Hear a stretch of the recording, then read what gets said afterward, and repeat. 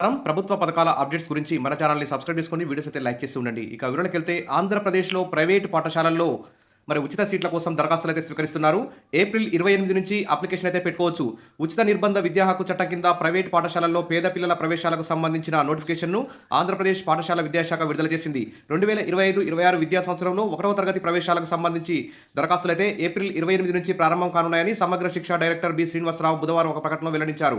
ప్రతికూల పరిస్థితులు ఎదుర్కొంటున్న బలహీన వర్గాల పిల్లలకు రాష్ట్రంలో వారి నివాస సమీప ప్రాంతంలో అన్ని ప్రైవేట్ అన్ఎయిడెడ్ పాఠశాలల్లో 1వ తరగతిలో 25% సీట్లు కేటాయిస్తామని పేర్కొన్నారు.